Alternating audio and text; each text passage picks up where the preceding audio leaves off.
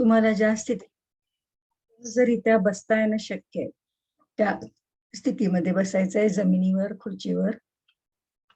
दोन्ही हाताची ज्ञानमुद्रा, पाठीचा कणा ताठ, मान सरळ, नजर समोर, डोळे अलगद मिटलेले, चेहरा अतिशय हसरा आणि आनंदी.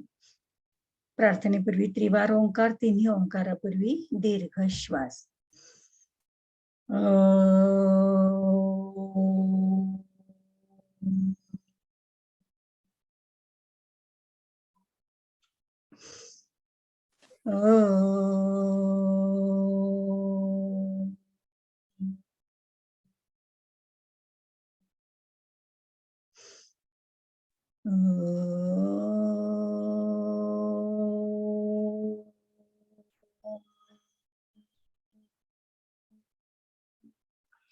सर्वमंगलमांगल्ये शिवे सर्वार्थसाधिके शरण्ये त्र्यंबके गौरी नारायणी नमोस्तुते नारायणी नमोस्तुते नारायणी नमोस्तुते. सावकाश दोन्ही हाताची ज्ञानमुद्रा सोडायची. दोन्ही तळहात जोरात घसायचे. आपल्या तळहाताचा गरम असा स्पर्श आपला चेहरा आणि डोळ्यांना करायचे. सावकाश डोळे उघडायचे. नवरात्रीची सुरुवात असल्यामुळं आपण आज देवीची प्रार्थना म्हटलेली आहे. आणि आता पुढे जाऊया. आपण योगा अँड अप्लाइड सायन्सेस किंवा अलाइड सायन्सेस याच्यामध्ये आपण निसर्गोपचार पाहत होतो. त्याच्या आधी आपण आयुर्वेद बघितला आणि आज आपण आता निसर्गोपचाराकडे आले.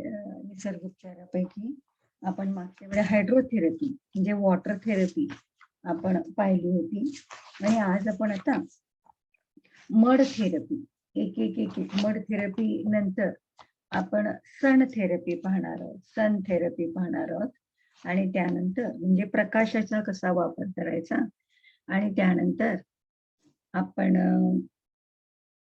डाएट थेरपी सुद्धा आपण पाहणार आहोत. तर आज तुम्हाला मी आधीच सांगितलं होतं की पंचमहाभूतांचा खूप छान पद्धतीने असा वापर याच्यामध्ये केला जातो. तर आपण त्यापैकी वॉटर थेरपी म्हणजे जल आप म्हणजे जल. तर जलाचा पहिल्यांदा पंचमहाभूताचा खूप प्रामुख्याने निसर्गोपचारामध्ये वापर केला जातो. तर त्यापैकी आप म्हणजे जल याच्याबद्दल आपण माहिती घेतली आणि त्यानंतर कशा पद्धतीने थंड पाणी, गरम पाणी, त्याचबरोबर पाण्याची अनेक रूप, पाणी आहे, बर्फाचा वापर म्हणजे पाण्याचा घनरूप स्वरूपाचा वापर, पाण्याचा जलरूप म्हणजे पाण्याचा वापर आणि त्याचबरोबर वायुरूप म्हणजे स्टीम वाफेचा वापर. अशा 3 रूपांनी पाणी कसं वापरलं जातं म्हणजे पृथ्वी आपत जलतत्व कशा पद्धतीने वापरलं जातं. तर पाण्याच्या 3ही स्वरूपाचा सॉलिड फेज म्हणजे घनरूप पाण्याचं म्हणजे बर्फ, द्रवरूप म्हणजे पाणी आणि वायुरूप म्हणजे स्टीम किंवा वाफ. तर या 3ही पद्धतीचा कसा वापर करतात ते आपण पाहिलं. पीडीएफ बनवायला दिलेले आहेत मी. 2 दिवसात पीडीएफ येतील. पीडीएफ आल्या की कदाचित उद्या पण येतील. मी लगेच बालाजी सरांकडे पाठवते आणि त्या तुम्हाला व्यवस्थित प्रिंट आउट काढण्याच्या दृष्टिकोनातून बऱ्याच वेळा हस्ताक्षर समजत नाही आणि म्हणून त्या पद्धतीचं प्रिंट आउट पीडीएफ कन्व्हर्शन आपण प्रॉपर ह्याच्याने तुम्हाला निसर्गोपचाराचं पाठवलेलं हायड्रोथेरपीचं उद्या किंवा परवा पाठवते. त्याच्यानंतर प्रत्येक 2-2 दिवसांनी एक एक पीडीएफ तुम्हाला मिळत जाईल. तर असं आपण मड थेरपीकडे येतो आहोत. आज आपण मड थेरपीकडे येतो आहोत. मड म्हणजे माती म्हणजेच पृथ्वी तत्व. आज आपण पृथ्वी तत्वाचा कशा पद्धतीने वापर करायचा. सर्वांनी शक्य तर आपले व्हिडिओ सुरू ठेवले तर बरं होईल. प्रणिता, तुलसी, माधुरी, तुलसी, प्रणिता, प्लीज जर तुम्ही व्हिडिओ सुरू ठेवला तर मला खूप जास्त आनंद वाटेल. तुमचे चेहरे दिसले की चेहरे ओळखीचे होतात आणि त्यामुळं बरं वाटतं जराशी. सगळ्यांचे चेहऱ्यावरचे भाव बघायला मिळतात. मग असं भिंतीला शिकवतोय असा फील येत नाही. स्क्रीनवर फक्त स्क्रीनशी बोलतोय की काय आपण असा फील येतो नाही. आणि म्हणून जरा सगळ्यांनी आपले व्हिडिओ सुरू ठेवा. आता कसं बघा, हाय तुलसी, हाय प्रणिता, हाय माधुरी. आता बघा कसं छान झालं. तुलसी, मेरी भाषा आपकी समझ में आती है ना? नहीं मैडम, मराठी नहीं आती। बिल्कुल भी नहीं आती? थोड़ी थोड़ी आती है। थोड़ी थोड़ी आता है। तो आज हम मड थेरेपी यानी कि पृथ्वी तत्व का कैसे यूज किया जाता है नेचुरोपैथी में, वो हम देखेंगे। तो आपको तो ये सब पता है कि mud is the one of the 5 main elements, पंच महाभूत से एक मेन एलिमेंट है। और इसका हमारे शरीर के ऊपर बहुत ही इमेंस इम्पैक्ट हो जाता है। हमारी हेल्थ के ऊपर, हमारी वेलनेस के ऊपर इसका बहुत अच्छा परिणाम हम देख सकते हैं। ये जो मिट्टी का कलर होता है वो मेजॉरिटी ये ब्लैक कलर का, मिट्टी ब्लैक कलर की होती है। हाँ, तो ये जो ब्लैक कलर क्या करता है, आप बताओ मुझे, ब्लैक कलर क्या करता है और व्हाइट कलर का क्या करता है? ब्लॅक कलर क्या करता है, काळा कलर काय करतो आणि पांढरा कलर काय करतो? मैंने दोनों हिंदी में भी बोला है और मराठी में भी बोला है। ब्लैक कलर क्या करता है और व्हाइट कलर क्या करता है? कोई एक जन बताओ। काळ्याने थोडी शांतता वाटते हाँ, आणि पांढऱ्याने प्रकाशाकडे आपण वळलो जातो. नाही, असं नाहीये. पांढरा कलर हा परिवर्तित करतो, प्रकाशाला परिवर्तित करतो, ऍब्सॉर्ब नाही करत. तो उलट रिफ्लेक्ट करतो. आणि काळा कलर हे सूर्याचे, हाँ, सूर्याचे सगळे किरण जे आहेत ते ऍब्सॉर्ब करतो. सो ब्लैक कलर क्या करता है, जो भी सन रेज है वो एब्सॉर्ब करता है। जो जितने भी सन के कलर्स हैं, सन जितने भी कलर्स है वो एब्सॉर्ब करता है ब्लैक कलर। और व्हाइट कलर क्या करता है, वो रिफ्लेक्ट करता है। It's a black colour absorbs all the colours of the sun, absorb करता है and conveys them to the body. और वो आपको हम लोग आगे ये भी देखेंगे कि कलर थेरेपी भी हम लोग आगे जाके देखने वाले हैं। बाकीच्यांना हिंदी समजता, माधुरी, प्रणिता? हाँ मैडम, बहुत अच्छा समझता है, लेकिन लिखना है मराठी में। लिखना है नहीं, मैं तो नोट्स अंग्रेजी और थोड़ा थोड़ा अंग्रेजी, थोड़ा थोड़ा मराठी में ही नोट्स दे हाँ, दूंगी। तो भी चलेगा। अंग्रेजी में भी रहेगा और थोड़ा थोड़ा मराठी में भी रहेगा। तो आप एक दूसरे से कम्युनिकेट करके, हर एक 3 लैंग्वेज में तो मैं बना नहीं सकती, तो थोड़ा अंग्रेजी और मराठी इस दोनों में लेंगी। तो तुलसी, आपको कोई दिक्कत नहीं ना अंग्रेजी में अगर नोट्स रहेंगे तो? ओके, ठीक है। हाँ। Its black color absorbs all the colors of the sun and conveys them to the body. Mud retains moisture for a long time. और क्या करती है मिट्टी, जो कूलनेस है, जो ठंडापन है, वो क्या करती है, बहुत देर तक वो होल्ड करके रखती है। When we applied the mud on our body, it cools our body. It causes cooling impact on our body. Its shape and consistency can be changed easily by adding water. Its shape and consistency can be changed easily by adding water. हम अगर उसमें मिट्टी में पानी मिलाएंगे तो जो भी ये तैयार हो जाएगा, कीचड़ मड, जिसको हम लोग अंग्रेजी में मड बोलते हैं, मराठी में अपन चिखल म्हणतो, हिंदीमध्येच त्याला कीचड म्हणतात। तर ते असं जे तयार होतं तर त्याची कन्सिस्टन्सी आणि त्याचा जो आकार आहे, आपल्याला समजा आता गोळा करायचा आहे तर आपण गोळा करू शकतो. आपल्याला चपटी वडी करायची आहे, वीट तयार करायची तर वीट तयार करू शकतो. चौकोनी षटकोनी कसाही आपल्याला जसं गरज आहे, जिथं लावायचं है आपल्याला त्या पद्धतीने उस हिसाब से हम उसको शेप दे सकते हैं, इजीली दे सकते हैं. उसमें अगर वाटर ऐड कर दिया तो हम लोग इसके इजीली यूज कर सकते हैं. It is cheap and easily available. Also मिट्टी क्या है, बहुत सस्ती है, बहुत सस्ती है. वो तो हम उसको इजीली यूज भी कर सकते हैं और इजीली हमें कहाँ भी मिल सकती है. Mud procured for the treatment purpose. Procured for the treatment purpose. इस मिट्टी का प्रयोग हम ट्रीटमेंट के पर्पज से करते हैं. और इसमें कौन सी मिट्टी का यूज करते हैं आपको पता है क्या?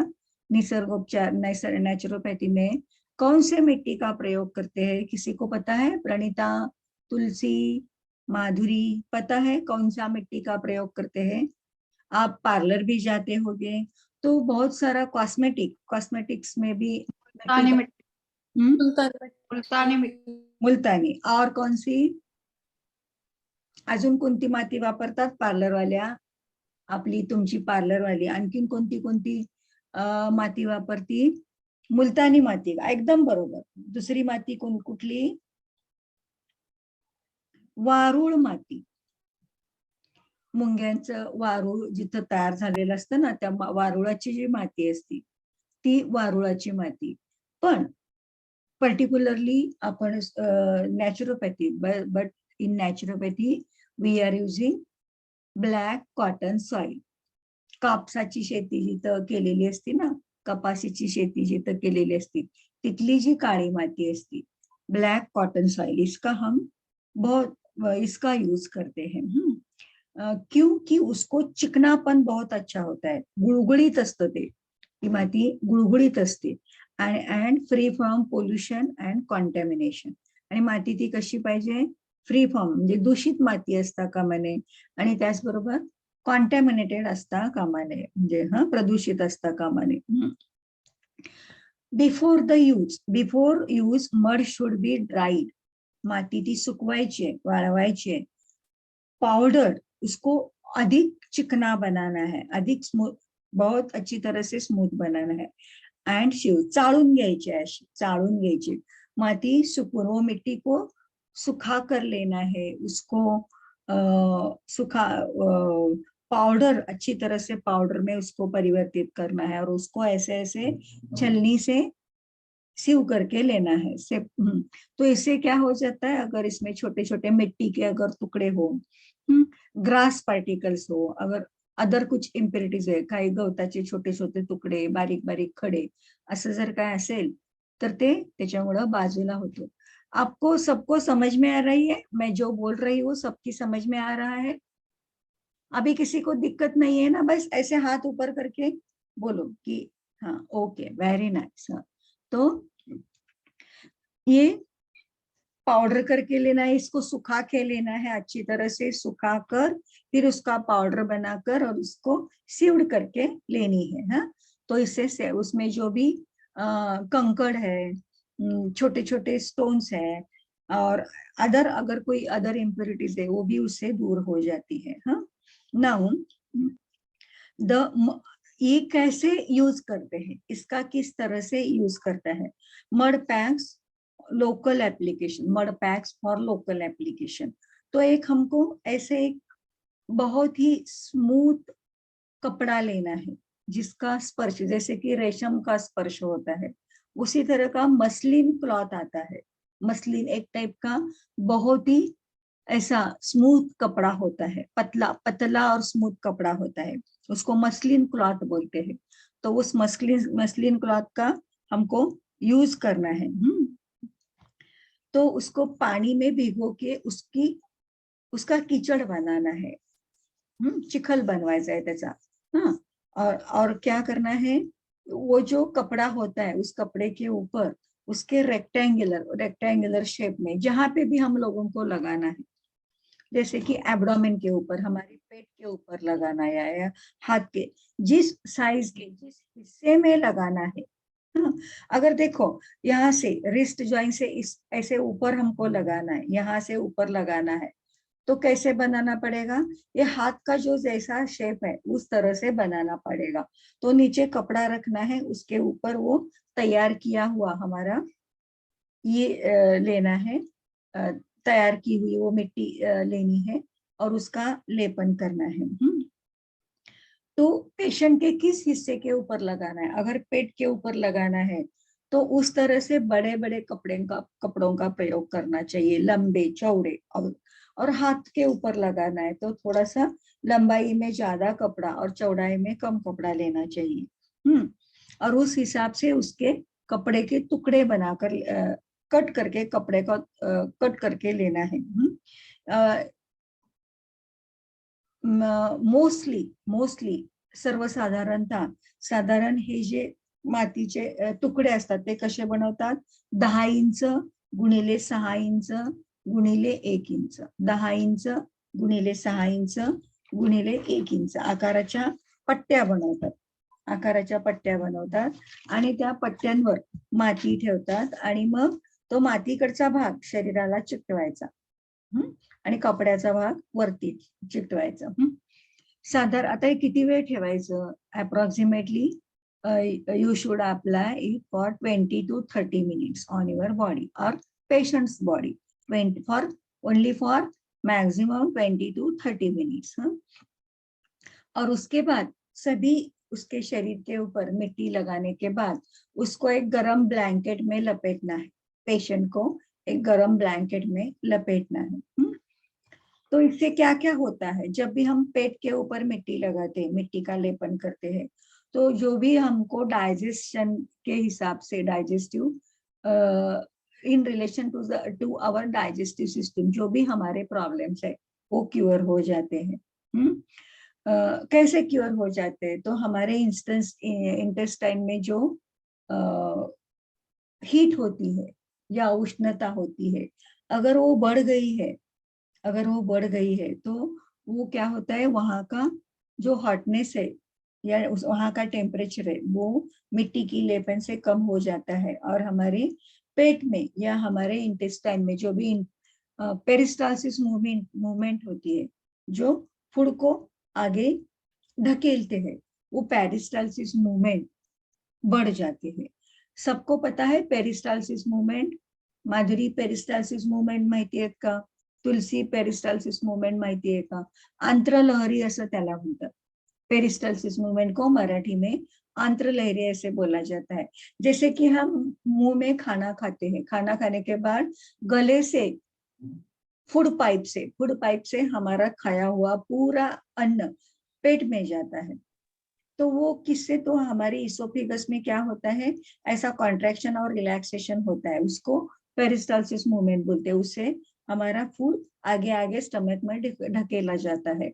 उसके बाद वहां से पेट में भी पेरिस्टालसिस मूवमेंट की वजह से ही फूड वहां से आगे स्मॉल इंटेस्टाइन में जाता है और वहां से लार्ज इंटेस्टाइन में जाता है। तो इसके लिए जरूरत होती है कॉन्ट्रैक्शन और रिलैक्सेशन, और ऐसे कर करके हमारा फूड आगे आगे ढकेला जाता है। तो जो उस टाइम में जो भी पेरिस्टालसिस मूवमेंट, उसको पेरिस्टालसिस मूवमेंट बोलते हैं, वो पैदा होती है, तो ये मड पैक से वो पेरिस्टालसिस मूवमेंट बढ़ जाती है। अगर आपको बहुत ज्यादा सरदर्द है, तुमचं डोकं खूप दुखते, तर डोक्यावरती मातीचा जाड लेप लावायचा, तर डोकेदुखी ताबडतोब कमी होते। आपका सरदर्द फटक से निकल जाएगा। और ये जो मिट्टी है ना, ये बहुत देर तक क्या होती है, ये बहुत देर तक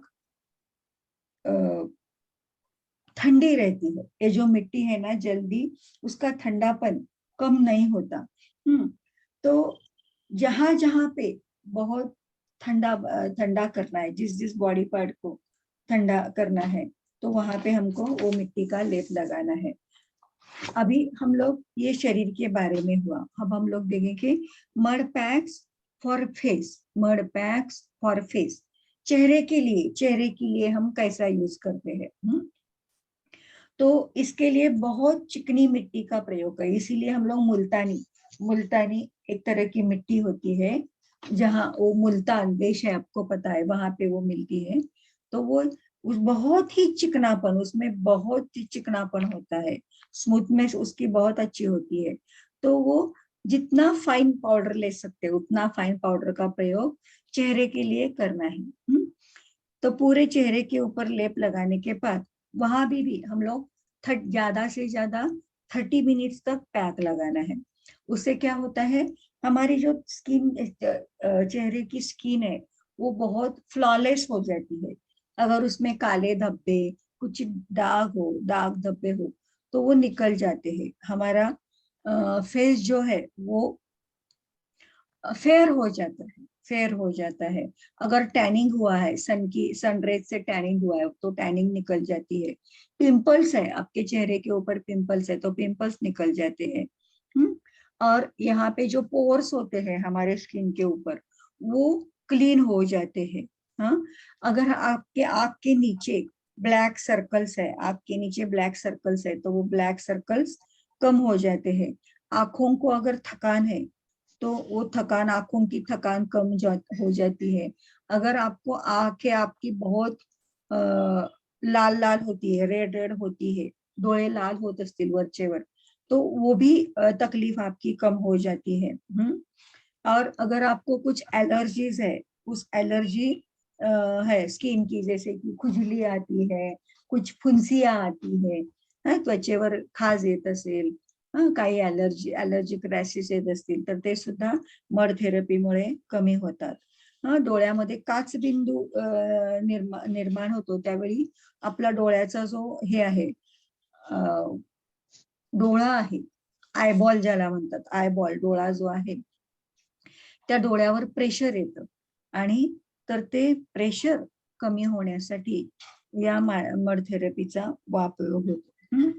आता मडबाथ, जी संपूर्ण अंगाला ज्यावेळी माती लावली जाते, संपूर्ण अंगाला ज्यावेळी माती लावली जाते त्यावेळी त्याला मडबाथ असं म्हणतात. म्हणजे मातीची आंघोळ करणं संपूर्ण शरीराला, म्हणजे पार चेहऱ्यापासून पावलापर्यंत जेव्हा मातीचं लेपन केलं जातं तेव्हा त्याला मडबाथ असं म्हणतात. ये भी 44 मिनिट्स टू 60 मिनिट्स, म्हणजे हे मात्र 45 मिनिटं, 45 मिनट्स टू 60 मिनट्स ये हमको लगाना है। तो इसके लिए क्या किया जाता है, क्यूबिकल्स तैयार किए जाते होते ऑफिस में। देखो आईटी, अगर आपको आईटी प्रोफेशनल्स आपको पता है तो हर एक को ऐसा एक क्यूबिकल से सिटिंग अरेंजमेंट की हुई होती है, चौकोनी असं अशी अरेंजमेंट केलेली असते बसायला, त्याला क्यूबिकल असं म्हणतात. इकडून बंद असतं, इकडून बंद असतं आणि समोरून बंद असतं, 3 बाजूनी बंद असतं आणि पाठीमागच्या बाजूनी तुम्ही जाऊन बसायचं. क्यूबिकल्स ऑफिस में, पर्टिकुलरली आईटी में ऐसे क्यूबिकल्स आते हैं, हर एक को अपनी हिसाब से, अपनी प्राइवेसी से काम करने की सहूलियत से वैसे क्यूबिकल्स बनाए हुए होते हैं। तो वैसे एक चेंबर बनाया जाता है, क्यूबिकल्स ऐसे आगे से ऐसे और दोनों तरफ से ऐसे। तो ऐसे क्यूबिकल्स बनाया जाता है और पेशेंट को धूप में बिठाया जाता है, पेशेंटला उन्हात बसवलं जातं। और सब मिट्टी का लेप जो है, मिट्टी का लेप उसके पूरे शरीर को लगाया जाता है। कभी कभी लिटाया भी जाता है, अगर पेशेंट ज्यादा देर तक बैठ नहीं सकता, पेशेंट अगर ज्यादा देर बैठ नहीं सकता तो उसको लिटाया भी जाता है, झोपून सुद्धा आइदर उसको सिटिंग पोजीशन में या स्लीपिंग पोजीशन में, दोनों। पेशेंट ज्यादा देर तक अगर बैठ नहीं सकता तो उसको सुलाया जाता है और उसको लेप लगाया जाता है। अगर वो बैठ सकता है तो कुर्सी के ऊपर उसको बिठाकर धूप में वो क्यूबिकल चेंबर में बिठाया जाता है। तो इस तरह से, और उस मिट्टी में कुछ औषधियां भी मिलाई जाती, जड़ी बूटी पाउडर भी मिलाया जाता है, मेडिकेटेड पाउडर्स भी, जैसे उठना, आप लोगों को उठना, उबटन, जिसको हिंदी में उबटन बोलते हैं। अभी दिवाली आ रही है तो दिवाली के वक्त हम लोग अभ्यंग स्नान करते हैं, तो उबटन लगा के, उठणं लावून आपण अंगाला लेपन करतो आणि त्याने मग आपण आंघोळ करतो। तो उस तरह से मिट्टी में कुछ मिलाया जाता है, जैसे कि गुलाब जल मिलाया जाता है, कभी कभी नींबू, किस तरह का हम लोग प्रयोग कर रहे हैं उस हिसाब से अलग अलग तरीके के उसमें पाउडर्स मिलाए जाते हैं, स्मेल मिलाए जाते हैं, ऑयल्स मिलाए जाते हैं, अरोमा ऑयल्स भी मिलाए जाते हैं, और पूरे शरीर को वो लगाया जाता है। और 45 मिनट्स तो 60 मिनट्स वो उसके शरीर के ऊपर रखा जाता है। इससे क्या होता है, तो पेरिफेरल सर्कुलेशन जो है हमारे बॉडी का, यानी कि हमारे शरीर के हर एक पेशी का कैपिलरी सर्कुलेशन जो है, यानी कि हार्ट से पूरी शरीर की तरफ, हार्ट से लेकर पूरी शरीर की तरफ जो सर्कुलेशन है, वो सर्कुलेशन बहुत अच्छी तरह से बढ़ जाता है। और पूरी शरीर की पूरी त्वचा का आरोग्य अच्छा हो जाता है। हमारी जो हर एक सेल है वो रिवाइटलाइज एंड रिजुविनेट हो जाती है। तो इस समय एक ही प्रिकॉशन लेनी चाहिए हमको कि शरीर को बहुत ठंड लगती है, क्योंकि मिट्टी ठंडी होती है और पानी मिलाने से और ठंडी हो जाती है। तो क्या होता है, उसको एक ब्लैंकेट में आप ये कर सकते हो, उसको लपेट सकते हो। हाँ, तो उसका शरीर ज्यादा थंड नहीं हो जाए, जास्त शरीर थंड पडू नये म्हणून काळजी घ्यावी लागते। और इसके बाद पेशेंट को पूरा ऐसे जेट स्प्रे रहते हैं नहीं, या थोड़ा सा प्रेशर से पानी उसके शरीर के ऊपर से, वो जो मिट्टी हम लोगों ने मिट्टी का लेपन लगाया वो निकाला जाता है। जेट स्प्रे असतात बघा आपल्या ह्याच्यामध्ये बाथरूम मध्ये, तर त्याला प्रेशर असतं, असं प्रेशराइज्ड पाणी त्याच्या शरीरावरती सोडून स्वच्छ सगळी ती माती धुवून काढली जाती। जर पेशेंटला फारच ठंडी वाजत असेल, अगर पेशेंट को बहुत ज्यादा ठंड लगती है, तो हम लोगों को क्या करना चाहिए, उसको गर्म पानी से उसको नहलाना चाहिए, त्याला गरम पाण्याने अंघोळ घातली पाहिजे। और उसके बाद उसको जल्दी ड्राइड करना है, उसके शरीर को ऐसे हवा नहीं लगने देनी है, जैसे फटाक से उसके पूरे शरीर को ये करना है, ड्राई करना है। और उसको फिर गरम ब्लैंकेट में उसको सुलाना है। तो इसके फायदे क्या क्या होते हैं, तो सर्कुलेशन, पेरिफेरल सर्कुलेशन, यानी पूरे शरीर की तरफ सर्कुलेशन बहुत अच्छी तरह से बढ़ जाता है। शरीर के हर एक सेल की तरह ब्लड का सप्लाई बढ़ जाता है। पूरा शरीर की स्किन बहुत ही क्लीन हो जाती है, और उस पेशी को बल भी मिलता है, और उसका आपका जो फेयरनेस है, फेयरनेस इंप्रूव हो जाता है। जो कलर है, दाग धब्बे, अगर टैनिंग है, वो टैनिंग भी निकल जाता है। आप अगर बार बार यानी कि आफ्टर 8 days और आफ्टर 15 days अगर आप पूरे मड बाथ ले लोगे, तो आपका शरीर बहुत ही चमकदार, पूरे स्किन के ऊपर एक बहुत अच्छी तरह से ग्लो आती है, फ्रेशनेस आती है, थकान पूरी चली जाती है, और पर्टिकुलरली स्किन का कम्प्लेक्शन बहुत अच्छी तरह से इम्प्रूव हो जाता है। जब भी आपको देखो कांजिनिया यानी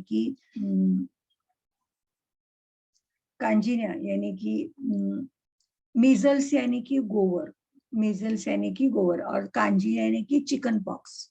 कांजिनिया means chicken pox. Small pox तो अभी पूरा इरेडिकेट हो गया है, पूरे विश्व से ही स्मॉल पॉक्स, और पर्टिकुलरली हमारे इंडिया से स्मॉल पॉक्स पूरा इरेडिकेट हो गया है। चिकन पॉक्स म्हणजे कांजिन्या, आणि गोवर म्हणजे मीजल्स। ह्याच्यानंतर सुद्धा पर्टिक्युलरली गोरापेक्षाही कांजिन्याचे डाग खूप शरीरावर राहतात, आणि ते थोडेसे असे खोलगट असे डाग राहतात।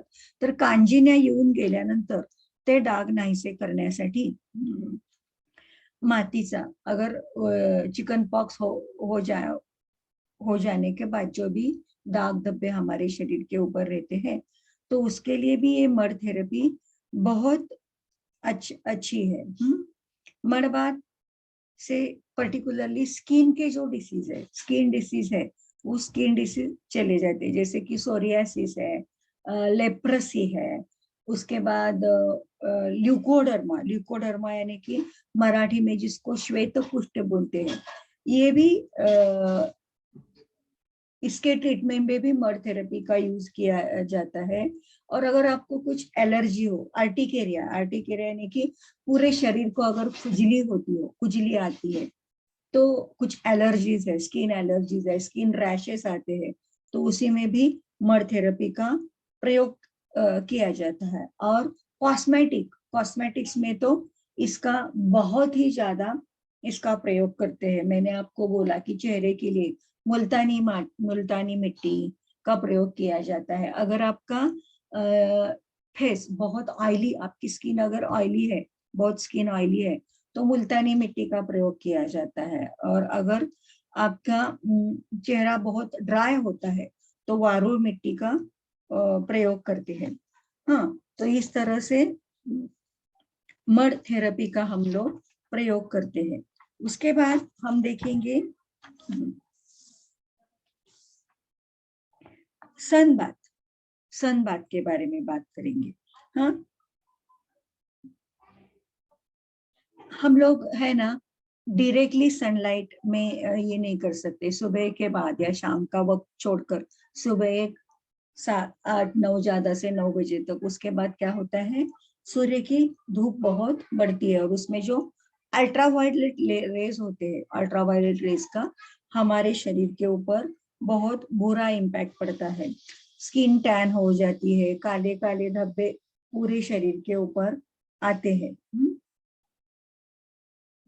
तो उसके लिए सन की लाइट में आपको सुलाया जाता है या बिठाया जाता है। हाँ, तो ये कौन सी टाइम का सनलाइट आपको देना है, आपको पता है कि इसमें विटामिन डी होता है। और विटामिन डी हमारी क्या करती है, सूर्य के वो सनलाइट से एब्सॉर्ब करके हमारे शरीर में विटामिन डी मिलने के लिए ये पूरा हम लोग सनलाइट का प्रयोग करते हैं। बच्चे, जब छोटे बच्चे घर में पैदा होते हैं तो छोटे बच्चे को सुबह के सनलाइट में, सुबह के कोवळ्या सूर्यप्रकाशात छोट्या मुलांना मुद्दाम झोपवलं जातं किंवा मुद्दाम त्यांना खेळवलं जातं, कारण उस सूर्य की प्रकाश में विटामिन डी, उससे बहुत सारा विटामिन डी हमारे शरीर को मिलता है। उसी तरह से कुछ कुछ इसमें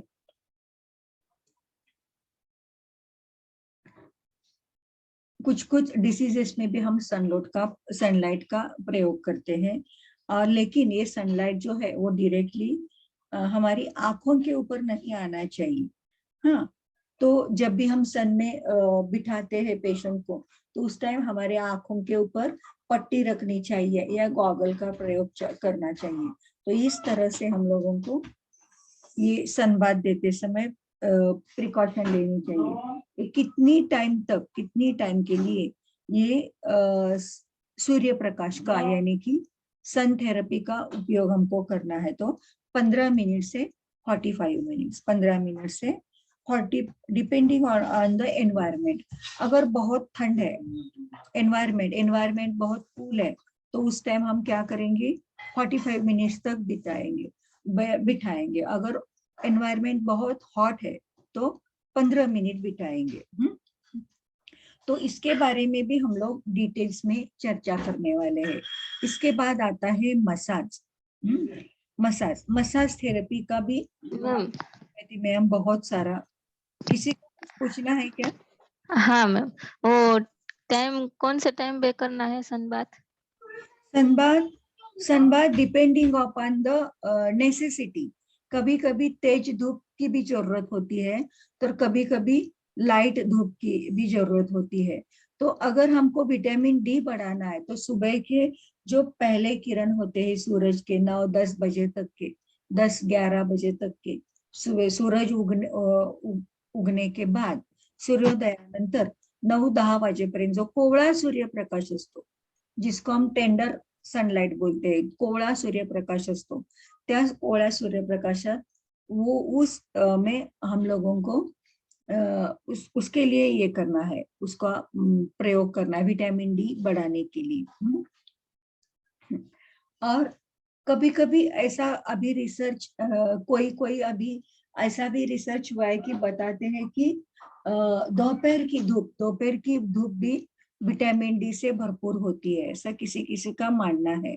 लेकिन पहले से बचपन से हम लोग सीखते आए हैं कि सुबह की जो सनलाइट होती है वो उसमें विटामिन डी के लिए बच्चों को या पेशेंट को बिठाया जाता है, क्योंकि तेज धूप हम सह नहीं सकते, तेज धूप हम सह नहीं सकते। तो it is better to use the tender sunlight, यानी कि सुबह सूर्य उगने के बाद 9 बजे तक या 10 बजे तक, जैसे कि जिस एनवायरमेंट में आप रहते हो। अगर आप बहुत धूप वाले, लातूर में तो बहुत ही ज्यादा धूप होती है, तो उस टाइम आपको कितना आप सहन कर सकते हो, जितना आप सह सकते हो, उस हिसाब से सुबह के 9 बजे 10 बजे तक, ज्यादा से ज्यादा 11 बजे तक हम सनलाइट का प्रयोग कर सकते हैं। उसके बाद आती है मसाज थेरेपी। हाँ, मसाज थेरेपी के लिए हम अलग अलग तरीके से ऑयल यूज करते हैं, जैसे कि मस्टर्ड ऑयल। मस्टर्ड मीन्स पता है ना आपको, प्रणीता, माधुरी, मस्टर्ड ऑयल? एरंडे, नाही, मस्टर्ड म्हणजे मोहरी, मोहरीचं तेल. मस्टर्ड ऑइल म्हणजे मोहरीचं तेल. त्यानंतर coconut oil. Coconut oil means खोबरेल तेल. कोकोनट ऑइल म्हणजे खोबरेल तेल. Sesame oil. सिसम ऑइल म्हणजे तिळाचं तेल. आणि ऑलिव्ह ऑइल. ऑलिव्ह हे आपल्या भारतात नाही हे होत, हे परदेशातलं फळ आहे ऑलिव्ह. तर हे परदेशामध्ये ऑलिव्ह ऑइलचा खूप छान औषधी गुणधर्म असतात त्याच्यात. आपल्या देशात पण हे मिळतं, नाही अशातला भाग नाही, पण फार महाग असतं. सर्वसामान्य माणसांच्या कपॅसिटी बाहेरची किंमत असते. त्यामुळं मोहरीचं तेल मसाजसाठी तुम्ही वापरू शकता. त्यानंतर कोकोनट ऑइल वापरू शकता. म्हणजे खोबरेल तेलाचा वापर करू शकता. तिळाच्या तेलाचा वापर करू शकता. ऑलिव्ह ऑइलचा वापर करू शकता. आता मसाज करत असताना पुन्हा त्याचे प्रकार असतात, ते आपण डीप मध्ये घेणार आहोत.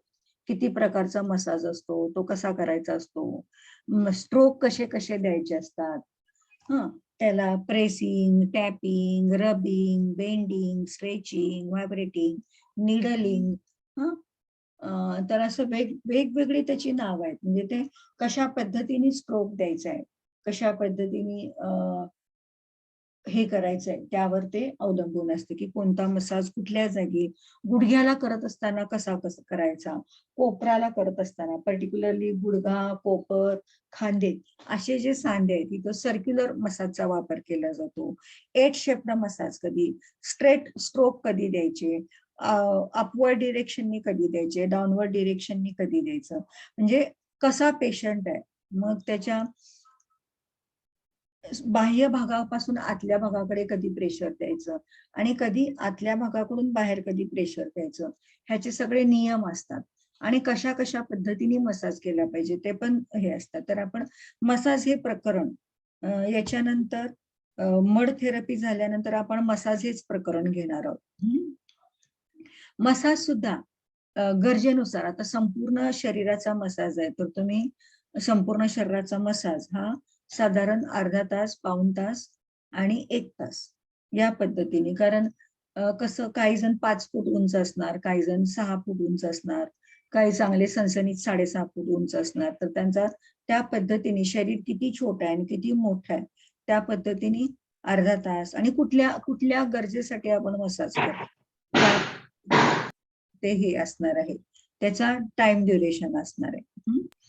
त्यानंतर स्टीम बाथ. आपण हे ह्याच्यामध्येच स्टीम बाथ हे आपण हायड्रोथेरपीमध्ये आपण जी पाण्याची चिकित्सा बघितली पहिलीच हायड्रोथेरपी मध्ये पण आपण स्टीम बाथ याविषयी शिकलेलो आहे की स्टीम म्हणजे वाफेची आंघोळ करणं.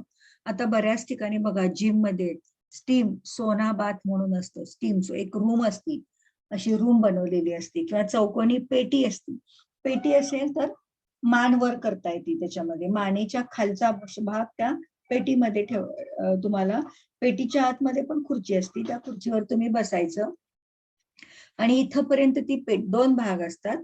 तुम्ही आत बसलात की ते बंद केलं जातं इथून. गळ्याच्या वरचा भाग बाहेर ठेवला जातो आणि काही वेळेला स्टीम रूम असतात. आता तर ह्याच्यामध्ये इतकं ऍडव्हान्स टेक्नॉलॉजी आली की टेम्परेचर मेंटेन केलं जातं. पेशंटला जेवढं सोसवतो आणि त्या पद्धतीने त्या टेम्परेचरची हवा म्हणजे वाफ सोडली जाते शरीरावर, स्टीम सोडली जाते आणि स्टीम दिली जाते. स्वेदन, आयुर्वेदामध्ये याला स्वेदन चिकित्सा असं म्हणतात. आणि ज्या पेटीमध्ये बसवतात त्याला स्वेदन पेटी असं म्हणतात. स्वेदन पेटी, तर त्याच्यामध्ये एकतर पेशंटला झोपू पण शकतात. दोन्ही पद्धतीच्या पेट्या असतात. आडवं, जर आडवं पण झोपवता येतं आणि उभं पण ठेवता येतं. तर त्याच्यामध्ये झोपवायचं किंवा बसवायचं आणि स्टीम द्यायचं. ती स्टीम मात्र टेम्परेचर मेंटेन करून दिली जाते. आता काही ठिकाणी स्टीम चेंबर नसतात किंवा स्टीम रूम नसतात. मग अशा वेळी काय करतात की वाफ तयार करून तुमच्या भागावर झारा जसा असतो आपला, झाडाला पाणी घालायचा, त्या पद्धतीचंच इन्स्ट्रुमेंट असतं. आणि मग हलकी त्याचं पण टेम्परेचर मेंटेन केलेलं असतं. कारण ही वाफ देत असताना कुठेही पेशंटला भाजता कामा नये, चटके बसता कामा नयेत, याची काळजी घ्यावी लागते फार. स्टीम रूम मध्ये सुद्धा जर पेशंट असेल तर कंपल्सरी आपण जेव्हा ट्रीटमेंट देत असतो तर आपण त्या स्टीम रूमच्या बाहेर राहायचं आणि त्यातला आतला आवाज बाहेरचा आवाज एकमेकांना आला पाहिजे. ते किती सोसतंय तुम्हाला, कितपत सोसवते, तर तसं तसं हळूहळू त्याचं टेम्परेचर वाढवलं पाहिजे. आणि जेव्हा तुम्ही अशा पद्धतीने देता, आता छोटी छोटी मशिनरी पण आलेली आहे. तुम्ही ऑनलाईन सुद्धा बघाल तर छोटी छोटी मशीन्स आलेली आहेत आणि त्याची वाफ, ते पण आपल्याला टेम्परेचर मेंटेन करता येतं आणि किती लांबून द्यायचं, किती भाजेल त्याला, ते विचारत विचारत विचारत आपण हे करू शकतो. म्हणजे असं वाफ त्याच्या शरीरावरून सुद्धा फिरवू शकतो स्टीम रूम नसेल तर. तर स्टीम थेरपी आपण हायड्रोथेरपी मध्ये सुद्धा ह्याच्यावरती आपण बराच विचार केलेला आहे. आणि त्यानंतर हॉट थेरपी, पर्टिक्युलरली गरम पॅक्स असतात किंवा तेवढं जिथं पर्टिक्युलर पार्ट आहे किंवा संपूर्ण शरीराचा भाग आहे तर त्याला तापवायचं आहे, तर त्यासाठी सुद्धा हॉट थेरपी दिली जाते. एक्सेस एक्सपोजर टू हीट और हाय टेम्परेचर, तर त्याला हे केलं जातं, पण त्यावेळी अतिशय काळजीपूर्वक केलं जातं.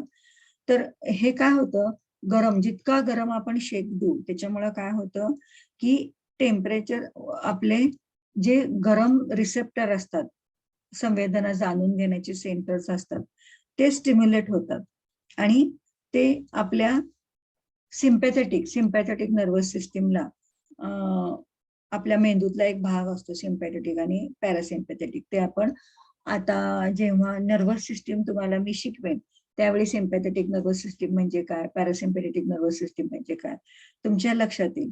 तर ते तिथं हे केलं जातं आणि त्याचं काय, तिथं नियामक केंद्र असतं आणि त्याच्यामुळं काय होतं की हायपोथॅलमस नावाचा, पोस्टिरियर हायपोथॅलमस नावाचा मेंदूमधला एक भाग असतो, तो काय होतो, तो उद्दीपित होतो आणि त्यामुळं व्हेझोडायलेटेशन होतं आपलं.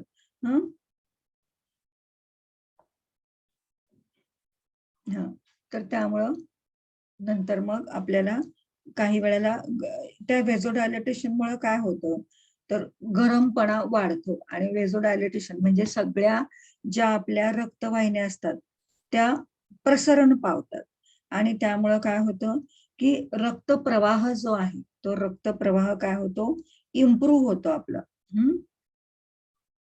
टिश्यू मेटाबॉलिझम, आपल्या शरीरातलं जे पेशींचं मेटाबॉलिझम आहे, चयापचय क्रिया आहे, ती चयापचय क्रिया काय केली जाते, स्टिम्युलेट केली जाते.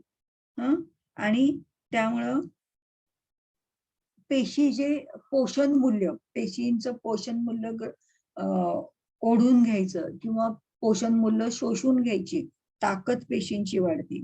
त्याचबरोबर शरीरातलं जे वेस्ट प्रॉडक्ट्स असतात, नको असलेले जे विषद्रव्य असतात, ते बाहेर फेकण्याचं काम पण खूप मोठं होतं. आणि मोकळेपणा, जर कुठं कंजेशन असेल, ब्लॉक असेल तर ते मोकळं होतात. बघा, छाती गच्च झाली की आपण वाफ घेतो, काही वेळा औषधी द्रव्य टाकून, काही वेळा चमचाभर विक्स टाकून.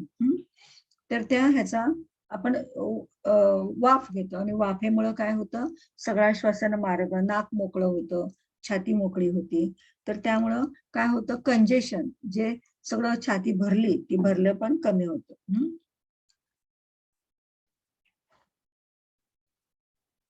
त्याचबरोबर ज्या हे असतात आपल्या बोन मॅरोमध्ये रक्तपेशी ज्या तयार होतात त्या ह्या गरम शेकामुळं रक्तप्रवाहामध्ये आणखीन फास्ट ते मिक्सअप होण्याचं कार्य पण वाढतं. रक्त पातळ राहतं, आपलं रक्त घट्ट होत नाही.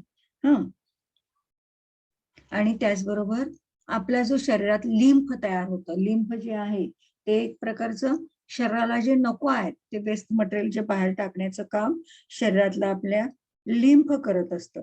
तर त्या लिंफ शोषून घेणं किंवा पेशीतून बाहेर पडणं आणि शरीराबाहेर टाकण्यासाठी मोकळा होणं, तर ती त्याची जी कपॅसिटी आहे ती कपॅसिटी सुद्धा वाढते. तर अशा ह्याच्यामुळं अशा पद्धतीने आपण ह्याच्यामधल्या काही थेरपीज आज आपण पाहिलेल्या आहेत. तर आता ह्याच थेरपी तसंच जसं हॉट थेरपी असती तशी कोल्ड थेरपी पण असते. जसं आपण गरम शेक देतो, काही शरीराच्या विशिष्ट भागावर थोडं जास्त गरम शेक देतो. तुम्ही पाहिलं असेल, कधी तुम्ही पडलात, मुकामार लागला, काय झालं, दुखत असेल पर्टिक्युलरली, तर गरम पाण्यामध्ये टॉवेल बुडवून कडक कडक असा शेक दिला की जर दुखत असेल तर तुमचे स्नायू मोकळे होतात आणि त्यामुळं तुम्हाला शरीरातल्या वेदना कमी होतात. आणि थंड आणि उष्ण शेकामुळे काय होतं, जर थंड जर दिलं तर थंड शेकामुळं जे सेल मेटाबॉलिझम आहे ते वाढतं. तर हॉट थेरपीमुळं जे वेस्ट प्रॉडक्ट शरीराबाहेर टाकण्याचं आहे ती ताकद वाढते. थंडामुळं काय होतं की पेशींचं मेटाबॉलिझम वाढतं आणि गरम शेकामुळं शरीरातली विषद्रव्ये जास्तीत जास्त बाहेर टाकायला मदत होती. जसं आपण गरम शेक देतो तसं थंड शेक सुद्धा बऱ्याच वेळेला आपल्याला द्यायला लागतात संपूर्ण शरीराला. आणि त्यानंतर आपल्याला डिटॉक्सिफिकेशन, शरीराचं बॉडी डिटॉक्स करणं. बऱ्याच वेळा बघा आपण काही वेळा आपण डिटॉक्स करणं बॉडी, म्हणजे शरीरामध्ये आपल्या आपण अनेक प्रकारचं अन्न खातो, व्हेज खातो, नॉन व्हेज खातो, बऱ्याच वेळा आपण बाहेरचं फूड खातो. मग ते कोणत्या तेलात, कुठल्या किचन मध्ये, किती स्वच्छ बनवलंय आपल्याला माहित नसतं. आणि प्रत्येक वेळी काय आपण असं बऱ्याच वेळा उघडे पदार्थ खातो, तर त्यामुळे आपल्या शरीरामध्ये खूप सगळं विषद्रव्य गेलेली असतात किंवा ती तशी कमी प्रमाणात असतात. हार्मफुल खूप हेविली हार्मफुल नसतात, पण थोडं असं आपल्या शरीरामध्ये कचरा साठत जातो. तर तो साफ करणं गरजेचं असतं. बघा, बऱ्याच वेळा आपण कोठा पण साफ करतो, एरंडेल तेल घेऊन आपली आतडी स्वच्छ करतो. तसं शरीरातल्या इतर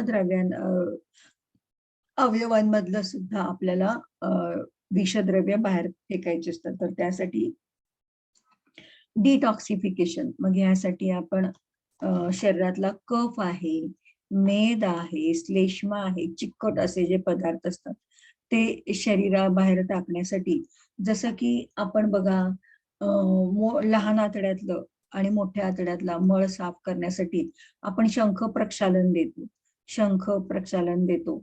आणि त्याचबरोबर शरीर, आता समजा आपल्याला संडासला साफ होत नसेल तर डॉक्टर लोक सांगतात की पालेभाज्या जास्त खावा, ज्याच्यामध्ये चोथा जास्त आहे तो चोथा तुम्ही जास्त खावा. चोथा गेल्याशिवाय जर तुम्ही एकदम गुळगुळीत अन्न खात राहिलं तर कधीच तुम्हाला संडासला साफ होणार नाही. तर त्यामुळं आपल्याला अशा पदार्थ खाल्ले पाहिजेत की डिटॉक्स करणारे. आता काही वेळा बघा आपण शाकाहार सजेस्ट करतो, काही वेळेला फक्त सॅलड किंवा फळं खाऊन राहायला सांगतो.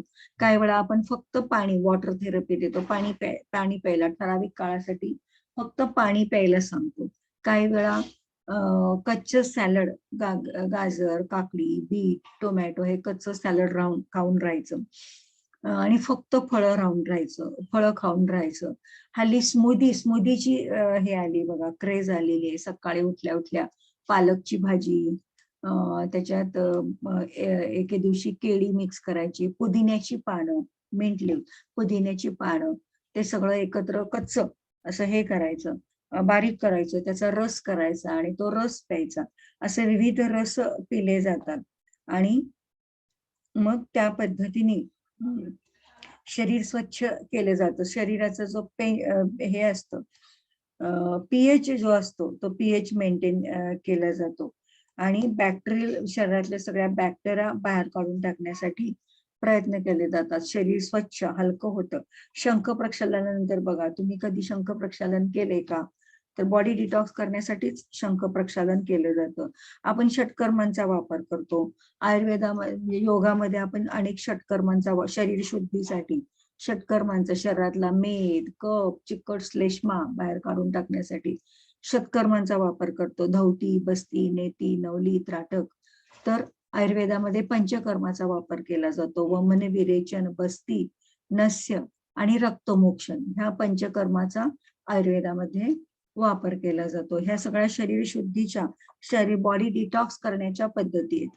आता ह्या एक पद्धतीचा म्हणजे मसाज, एक्झॅक्टली मसाज कसा करायचा आहे, एक्झॅक्टली सन थेरपी कसं करायचंय, आज आपण ओव्हरऑल बघितलं, मड थेरपी नंतर ओव्हरऑल बघितलं. आता उद्याच्या लेक्चरमध्ये आपण मसाज थेरपीवर चर्चा करणार आहोत. बॉडी मसाज द्यायचा असेल तर तो कोणत्या पद्धतीने दिला पाहिजे, कसा दिला पाहिजे, स्ट्रोक्स कसे मारले पाहिजेत, ते मी तुम्हाला समजावून सांगणार आहे. असं हाताने दाखवून अशा पद्धतीने सांगणार आहे की काही वेळा आपण कणिक तिंबण्याची ऍक्शन करतो बघा, अशा पद्धतीने सुद्धा शरीराला मसाज केला जातो. तर त्या सगळ्या पद्धती, काही वेळेला अशा पद्धतीचा, काही वेळा नुसत्या अशा असं टॅपिंग केलं जातं, टॅपिंग पर. तर त्या जेवढ्या काही सगळ्या पद्धती आहेत मसाजच्या, त्या आपण उद्या अभ्यास करणार आहोत. ओके, तर आता काही शंका असतील, शेवटची 4-5 मिनिटं आहेत, तर तुम्हाला काही शंका असतील, आणि अर्थात बालाजी सर परवा मी व्यवस्थित पीडीएफ करून पाठवलेलं ते दिलं का तुम्ही सर्वांना? बालाजी सर, बालाजी? हा मॅडम, निसर्ग उपचाराचं की हा, पीडीएफ करून मी अगदी पहिल्यांदा मी हस्तलिखित दिलेलं आणि मग काही वेळेला आपला अक्षर कळत नाही ना, मग मी व्यवस्थित पीडीएफ तयार करून दिलेली, ती पाठवली का तुम्ही सर्वांना? हो, पाठवलेली. जशी लेक्चर होती तशी सगळी पीडीएफ मी तुम्हाला देईल. आता काही कोणाला शंका आहे का? सुनीता, प्रणिता, तुलसी, माधुरी गायब झाल्या, ज्योती, काही शंका आहेत का?